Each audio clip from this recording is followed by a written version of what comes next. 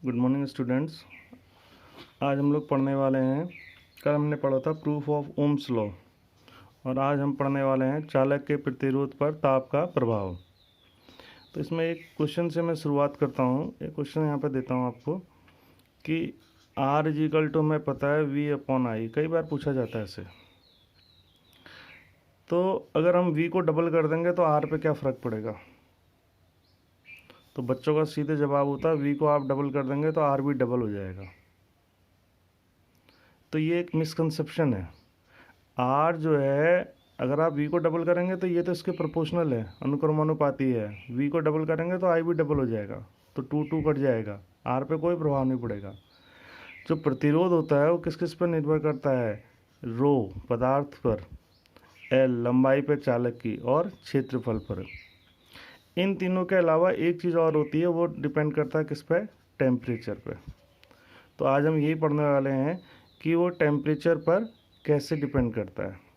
तो उसके लिए हमने जो कल रिजल्ट निकाला था वहाँ पर हमें जाना पड़ेगा। कल हमने एक प्रतिरोध का, अब अच्छा ये बता देता हूँ प्रतिरोध के कितने रिजल्ट हैं। एक तो ये है, ये तो परिभाषा है इसकी, ये एक फॉर्मूला है, और एक फॉर्मूला हमने और एटॉमिक लेवल पे निकाला था कल। यहाँ से शुरू करेंगे हम। हमारे पास एक फॉर्मूला ये है, R is equal to ml/ne² A tau. यहाँ से शुरू करेंगे। तो m द्रव्यमान इलेक्ट्रॉन का, L चालक की लंबाई, n एकांक आयतन में इलेक्ट्रॉनों की संख्या, E आवेश, A अनुप्रस्थ काट का क्षेत्रफल, टाउ क्या है यहाँ पर? श्रांति काल, दो टक्करों के बीच का औसत समय। तो हम क्या करेंगे यहाँ पर, अगर मान लीजिए ताप को हम बढ़ा रहे हैं तो इन चीज़ों पर, द्रव्यमान वगैरह, इन पर ज़्यादा फर्क नहीं पड़ेगा। किस पे फ़र्क पड़ेगा? श्रांति काल पे। हम ऐसे लिख सकते हैं इससे, R व्युत्क्रमानुपाती श्रांति काल। अब श्रांति काल क्या होता है? जैसे एक परमाणु ये है, एक परमाणु ये है, और एक परमाणु ये है, जैसे सपोज करो। तो एक इलेक्ट्रॉन यहाँ से गया, यहाँ से टकराया, उसके बाद वो यहाँ टकराया, तो ये जो बीच का टाइम होगा ये टाउ कहलाएगा। अब होता क्या है कि जब हम ताप को बढ़ाते हैं तो ये परमाणु अपनी अपनी जगह पर क्या करते हैं? दोलन करते हैं। ये जैसे अभी ये यहाँ तक दोलन कर रहा था, यहाँ तक, तो ये इससे बच के निकल गया। लेकिन जब हम गर्म करेंगे, ऊर्जा देंगे, तो इसके दोलन का आयाम बढ़ जाएगा, ये ज़्यादा आयाम से दोलन करेगा। और ये जो आपका इलेक्ट्रॉन पहले यहाँ से यहाँ टकरा रहा था, अब बहुत ज़्यादा चांसेस हैं कि यहाँ से यहीं टकरा जाए। तो श्रांति काल क्या होगा? घट जाएगा। मतलब ताप अगर आप क्या करेंगे? इंक्रीज करेंगे, इंक्रीज माने बढ़ना, तो आपका टाउ क्या हो जाएगा? डिक्रीज हो जाएगा, घट जाएगा। भाई जब हम ऊर्जा देंगे तो इलेक्ट्रॉन ज़्यादा आयाम से क्या करेंगे? परमाणु ज़्यादा आयाम से दोलन करेंगे, तो टक्करें जो है लगातार जो है जल्दी हो जाएंगी, जल्दी हो जाएंगी, तो आपका रिलैक्सेशन टाइम कम हो जाएगा। रिलैक्सेशन टाइम कम हो जाएगा तो आपका प्रतिरोध क्या हो जाएगा? बढ़ जाएगा। तो इससे हमें ये पता चला कि ताप अगर हम बढ़ाएंगे तो आपका टाउ जो है वो डिक्रीज होगा, और आर क्या होगा? आपका इंक्रीज होगा। रेजिस्टेंस जो होगा वो आपका क्या होगा? इंक्रीज होगा। अब इसके लिए फॉर्मूला निकालते हैं।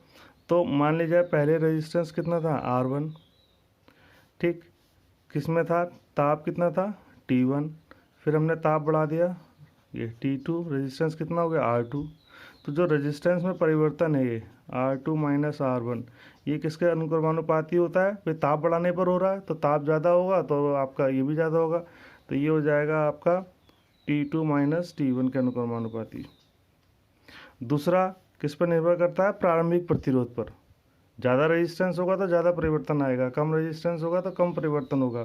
तो दूसरा निर्भर करता है R1 पर। तो दोनों को मिला देते हैं, तो R2 minus R1 is equal proportional to R1 T2 minus T1। थोड़ा थोड़ा ये फॉर्मूला वैसा है जो 11th में आपने तापीय प्रसार में पढ़ा, L2 minus L1 is equal to alpha L1 T2 minus T1, रेखीय प्रसार वाला जो है उसी तरीके का। तो यहाँ पर फिर R2 minus R1 is equal to, यहाँ पर एक नियतांक लेके आते हैं, एल्फा ही है उस नियतांक का, R1, इसको मैं डेल्टा टी लिख दे रहा हूँ, ताप में परिवर्तन। तो R2 इज इक्वल टू क्या आ गया आपका? R1 plus alpha R1 delta T. तो इसका मतलब इतनी आपकी ताप बढ़ाने पर इतनी बढ़ोतरी होगी। तो ये फॉर्मूला आपका आ गया प्रतिरोध का, ये फाइनल प्रतिरोध है। ये परिवर्तन के लिए ये वाला फॉर्मूला है, इससे हम निकाल सकते हैं प्रतिरोध में कितना परिवर्तन होगा। अब इसमें क्या है खासियत, नई चीज़ क्या है, अल्फ़ा। तो अब इसकी परिभाषा दे देते हैं। तो इस वाले सूत्र से देखना, अल्फ़ा इजिकल टू क्या आ जाएगा, R2 minus R1 upon R1 delta T. Delta T माने ताप में अंतर। तो मैंने R2 माइनस R1 को मैंने ले लिया 1, डेल्टा टी को ले लिया हमने 1। तो क्या बनेगा, alpha is equal to R2 minus 1 upon 1 into 1। तो ये हो गया R2 माइनस 1, या हम इसको ऐसे कर देते हैं R2 माइनस R1। देखो क्या परिभाषा बनी, अल्फ़ा क्या है, अल्फ़ा को कहते हैं तापीय प्रसार गुणांक, प्रतिरोध का ताप गुणांक, नहीं, कोफिशिएंट ऑफ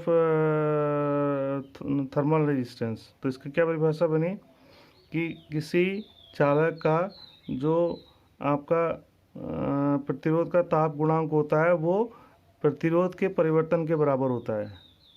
कब, जब उसका प्रारंभिक प्रतिरोध एकांक हो और ताप में परिवर्तन भी कितना किया गया हो, एकांक हो।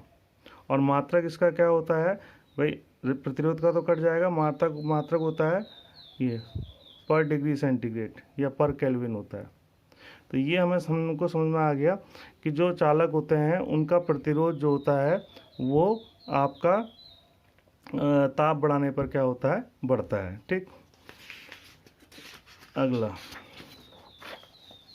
एक छोटा सा इंटरेस्टिंग आर्टिकल है, कलर कोडिंग ऑफ रेजिस्टेंस। इसको इंग्लिश में कहते हैं कलर कोडिंग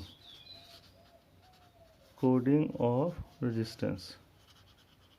रेजिस्टेंस का कलर कोडिंग। ये एक तरीका है जिससे कि हम जो रेजिस्टेंस होते हैं, हमारे कार्बन रेजिस्टेंस होते हैं, उसमें हम कलर्स देख के उसकी वैल्यू निकाल सकते हैं। ठीक, जैसे रेड कलर होता है खतरे का निशान होता है, कई जगह होता है, बिजली के खंभों में लगा होता है रेड कलर, तो हमें समझ में आ जाता है, हमें इसके नज़दीक नहीं जाता है। तो कलर्स हमें क्या देते हैं, इन्फॉर्मेशन देते हैं।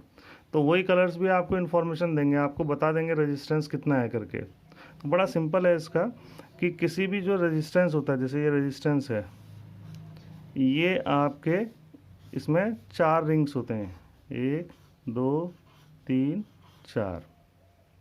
जो पहला आपका रिंग होगा ये आपको दहाई का अंक देगा, दहाई का 10th place digit.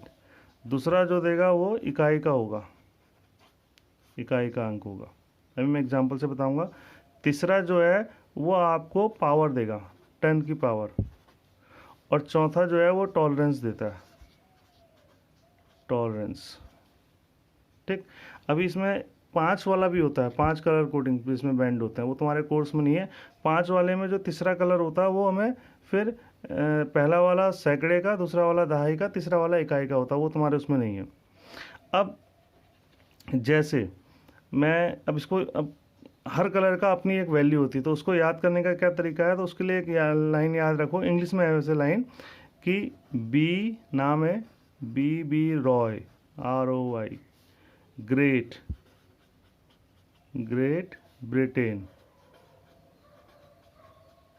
TIN, is very good wife. ये लाइन याद रखना। तो पहला बी जो है वो ब्लैक क्ले है, तो इसकी वैल्यू कितनी है, 0। दूसरा ब्राउन के लिए इसकी वैल्यू कितनी है, 1। तीसरा रेड है, रेड के लिए कितनी वैल्यू है, 2। ऑरेंज के लिए 3, येलो के लिए 4। अब यहाँ से सिंगल आ जाएगा। येलो के बाद ग्रीन के लिए कितना हो जाएगा, 5। फिर यहाँ पर जो है ब्लू के लिए कितना हो जाएगा, 6। फिर वॉयलेट के लिए कितना हो जाएगा, 7। ग्रे के लिए कितना हो जाएगा, 8। और वाइट के लिए कितना हो जाएगा, 9। B Roy Great Britain is very good wife. एक बार करोगे प्रैक्टिस, याद हो जाएगा। अब उसने हमसे बोला कि भाई, अब क्वेश्चन क्या है, उसने बोला 45 into 10 to power 6 plus minus 10% वाला रेजिस्टेंस की कलर कोडिंग करो। तो हमने देखना 4 के लिए हमारा कौन सा है, येलो। तो पहला बैंड हम कौन सा बना देंगे, ये येलो कलर का, ये 4। दूसरा क्या है, 5 के लिए कौन सा है, ग्रीन। तो दूसरा बैंड कैसे बना देंगे, ग्रीन। फिर उसके बाद पावर कितनी है, 6। तो 6 यहाँ पर है, तो आपका जो है पहला बी ब्लैक, ब्राउन, और ये जो आपका ब्लू, तो तीसरा बना देंगे ब्लू वाला। ठीक, ये वाला आपका जो हो जाएगा ये ग्रीन हो जाएगा, ये ब्लू हो जाएगा। अब टॉलरेंस कितनी करनी है? 10%। तो 10% टॉलरेंस करनी है, तो यहाँ पर क्या हो जाएगा, जो चौथा बैंड हो जाएगा वो सिल्वर का हो जाएगा। टॉलरेंस समझ में आ गया कि भाई किस तरीके से करेंगे। टॉलरेंस के लिए क्या है कि अगर आपका गोल्ड है तो टॉलरेंस होगी 5%, सिल्वर है तो 10% होगी, और कोई भी चौथा है ही नहीं, तो अपने आप टॉलरेंस का मतलब 20%। टॉलरेंस का मतलब है कि जो एग्जैक्ट वैल्यू के रेजिस्टेंस नहीं बन पाते हमसे। तो अगर गोल्ड है तो जो वैल्यू है इसका 5% ज़्यादा भी हो सकता है और 5% क्या हो सकता है, कम भी हो सकता है। अगर सिल्वर है तो 10% ज़्यादा भी हो सकता है, कम भी हो सकता है। और कोई कोटिंग नहीं है, जो थोड़े बेकार होते हैं उसमें कोई भी को नहीं होता, उसमें 20% तक वेरी कर सकता है। तो मैं एक एग्जांपल से और समझा देता हूँ कि जैसे आपको ये 4 बैंड दे दिए, ये 4 बैंड दे दिए, ठीक। तो 4 बैंड में आपका जो पहला बैंड है सॉरी रेड है, रेड है। दूसरा जो है आपका मान लीजिए वॉयलेट है। तीसरा आपका ग्रे है और चौथा आपका सिल्वर है। तो क्या वैल्यू है रेड के लिए देखेंगे यहाँ, तो रेड के लिए जो है आपका कितना है 2 है, तो यहाँ पे 2 आ जाएगा 10th प्लेस की डिजिट में। वॉयलेट के लिए आपका जो है 7 है तो 27 हो जाएगा। ग्रे के लिए 8 है तो इंटू 10⁻8। और टॉलरेंस सिल्वर है तो सिल्वर के लिए ±5%, और यूनिट क्या आ जाएगी इसकी, ओम। तो इसको हम कहते हैं कलर कोडिंग। ठीक, मेरे ख्याल से समझ में आ गया होगा, बहुत कठिन आर्टिकल नहीं है। एक छोटा सा आर्टिकल और रह गया था हमारा, वो रह गया था धारा, वैद्युत धारा तथा अनुगमन वेग में संबंध, अनुगमन वेग में संबंध, ये ठीक। अनुगमन वेग का मतलब ये समझ लीजिए अभी इस समय कि औसत वेग, जिस औसत वेग से आपका इलेक्ट्रॉन चालक के अंदर चलता है उसको अनुगमन वेग कहते हैं। तो हमने क्या करा, हमने एक चालक ले लिया, मान लीजिए एक चालक है, इसमें धारा I प्रवाहित हो रही है, I, इसकी लंबाई L है, ये इसका क्षेत्रफल जो है वो A है, ये लिखना है आपने, और इसके एकांक आयतन में कितने इलेक्ट्रॉन है, N। समझ में आ गया। एक चालक ले लिया हमने, उसकी लंबाई ले ली, एरिया ले लिया, और उसके एकांक आयतन में कितने इलेक्ट्रॉन्स हैं, N, और धारा कितनी प्रवाहित हो रही है, I। अब धारा इधर को बह रही है तो इलेक्ट्रॉन इधर को चलेंगे, तो उनका अनुगमन वेग कितना ले लिया, VD उनका औसत वेग है इधर को। अब मैं इसमें एक एग्जांपल से तुम्हें समझा देता हूँ। जैसे देखो ना, मान लिया जाए कि जैसे ये कोई कमरा है, ये कोई कमरा है, यहाँ से बच्चे बाहर निकल रहे हैं, तो हमको स्टूडेंट करंट निकालनी है कि प्रति सेकंड कितने बच्चे निकल रहे हैं।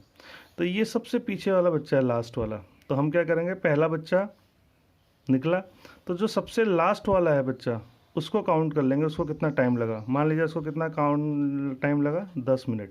तो ये लास्ट बच्चा था। इसके बाद क्लास खाली हो गई, तो मान लीजिए क्लास में कुल कितने बच्चे थे, 40। तो 40 बच्चे 10 मिनट में निकले, तो प्रति मिनट कितने निकले, 40/10, तो 4 स्टूडेंट पर मिनट। मतलब लास्ट वाले को देख लिया आपने। वैसे यहाँ भी करेंगे, तो पहले आप इसको लिख देंगे, फिर आप बोलेंगे कि जो इलेक्ट्रॉन यहाँ पर ए से एंटर हुआ, लास्ट वाला, वो बी से निकला, तो दूरी कितनी तय करी इसने, L, और वेग कितना है, VD, तो उसको समय कितना लगा, L/ कितना लगा, VD। मतलब ये लास्ट इलेक्ट्रॉन है, समझ लो से। जब ये इलेक्ट्रॉन बाहर आ गया तो इसका मतलब इसके आगे के सारे इलेक्ट्रॉन भी कहाँ आ गए, बाहर आ गए, जैसे बच्चे में बताया था मैंने।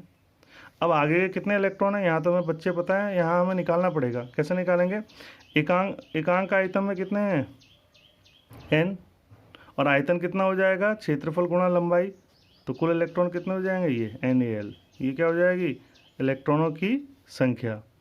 तो इतने इलेक्ट्रॉन निकले, तो आवेश कितना है एक इलेक्ट्रॉन के पास, E, तो आवेश कितना निकलेगा, तो आवेश निकलेगा N × A × L, ये तो आयतन हो गया, इंटू कितना हो जाएगा, E। तो इतना आवेश निकला कितने समय में, इतने समय में। तो धारा क्या हो जाएगी, तो धारा I = हो जाएगी Q/T। तो N × A × L × E upon क्या हो जाएगा, T की जगह क्या रख देंगे, L/VD। तो एल से एल क्या हो गया, कट गया, तो आई इज इक्वल टू क्या हो जाएगा, n E A we d. ये हमने ओम्स लॉ में भी यूज़ करा था, तो ये आपका फॉर्मूला आ गया। यहीं पर मैं एक और बता देता हूँ तुम्हें, छोटा सा आर्टिकल, धारा घनत्व। धारा घनत्व अभी बस सिंपल सा है कि जैसे ये क्षेत्रफल है चालक का, कितना है, ए, इसमें से धारा कितनी बह रही है, आई, तो धारा घनत्व को कहते हैं एकांक क्षेत्रफल में बहने वाली धारा, आई अपॉन ए। तो आई अपॉन ए, तो आई की वैल्यू हमने निकाल रखी है N E A we D upon A, तो ए से ए कट जाएगा, तो जे इज इक्वल टू क्या आ जाएगा, एन ई वी डी। ये धारा घनत्व का सूत्र आ गया। ठीक, तो ये 2-3 छोटे छोटे आर्टिकल थे। कल हम लोग पढ़ेंगे Kirchhoff law, Kirchhoff law second part में, करंट इलेक्ट्रिसिटी का सेकेंड पार्ट। Thank you.